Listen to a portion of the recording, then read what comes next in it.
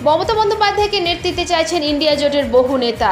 লালু প্রসাদ যাদব থেকে শুরু করে শরদ পাওয়ার, ইন্ডিয়া জোটের নেতৃত্বে মমতা বন্দ্যোপাধ্যায়কেই চাইছেন অধিকাংশ শরিক দলের নেতা। এই প্রসঙ্গে বিস্তারিত আলোচনার প্রয়োজন বলে মনে করছেন অভিষেক বন্দ্যোপাধ্যায়। তিনি বলেন, মমতা বন্দ্যোপাধ্যায়ের নেতৃত্বে বিজেপি এবং কংগ্রেস তৃণমূল উভয় দলকেই হারিয়েছে। বিজেপির বিরুদ্ধে আমাদের স্ট্রাইক রেট ভালো। রাজ্যে প্রাণীজ প্রোটিন উৎপাদন নিয়ে বড় খবর দিলেন মুখ্যমন্ত্রী মমতা বন্দ্যোপাধ্যায়। দেশের মধ্যে সর্বোচ্চ প্রাণীজ প্রোটিন উৎপাদনকারী রাজ্য হলো পশ্চিমবঙ্গ। কেন্দ্রীয় সরকারের পশুপালন পরিসংখ্যান 2024-এ উঠে এসেছে এই তথ্য। সুখবর জানিয়ে এক্স হ্যান্ডেলে পোস্ট করলেন রাজ্যের মুখ্যমন্ত্রী মমতা বন্দ্যোপাধ্যায়। কিংবদন্তি শিল্পী জাকির হোসেনের প্রয়াণে শোক জ্ঞাপন করলেন প্রধানমন্ত্রী নরেন্দ্র মোদী। সোমবার এক্স হ্যান্ডেলে উস্তাদ জাকির হোসেনের স্মৃতি রোমন্থন করেন তিনি। আমেরিকার একটি হাসপাতালে প্রয়াত হয়েছেন উস্তাদ জাকির হোসেন। দীর্ঘদিন ধরে অসুস্থ ছিলেন তিনি। কেন্দ্রীয় মন্ত্রিসভায় পাশ হওয়ার পর এক দেশ এক নির্বাচনের তীব্র বিরোধিতা করে এক্স হ্যান্ডেলে পোস্ট করেছিলেন মমতা বন্দ্যোপাধ্যায়। এবার এই নিয়ে ক্ষোভ উগরে দিলেন অভিষেক বন্দ্যোপাধ্যায়। যতদিন আছে এগুলো হতে দেব না, এক দেশ এক নির্বাচন নিয়ে ফুঁসে উঠলেন অভিষেক বন্দ্যোপাধ্যায়।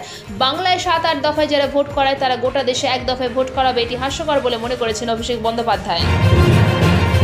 বাংলাদেশে হিন্দুদের উপর অত্যাচার নিয়ে যখন দেশ উত্তাল, তখন সেই সময় সংসদে ওয়ানারের সাংসদ প্রিয়াঙ্কা গান্ধীকে দেখা গেল প্যালেস্টাইন লেখা ব্যাগ নিয়ে। এই ছবি সোশ্যাল মিডিয়ায় পোস্ট করেছেন কংগ্রেস মুখপাত্র। এ নিয়ে সোশ্যাল মিডিয়ায় শুরু হয়েছে প্রবল হইচই।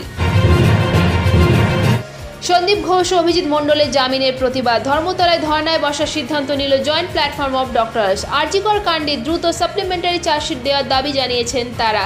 17 থেকে 26শে ডিসেম্বর ডোরিগাঁড়া ক্রসিংয়ে ধর্নায় বসার সিদ্ধান্ত নিয়েছেন তারা। কেন্দ্রীয় বাহিনী দিয়ে সমবায় ভোট। কাঁথি সমবায় নির্বাচনে একচেটিয়া জয় তৃণমূল সমর্থিত প্রার্থীদের। 108টির মধ্যে 101টি আসন জিতলেন তৃণমূল সমর্থিত প্রার্থীরা। বিজেপি সমর্থিত প্রার্থীরা জিতলেন মাত্র 6টি আসন। সিবিআইয়ের উপর চাপ বজায় রাখলে সিবিআই নিশ্চয়ই কাজ করবে, বলছেন আরজিকরের নির্যাতিতার বাবা। সিবিআই দেশের সবচেয়ে বড় তদন্তকারী সংস্থা। আশা করব ঠিকঠাক মতো কাজ করে তারা চার্জশিট পেশ করবে।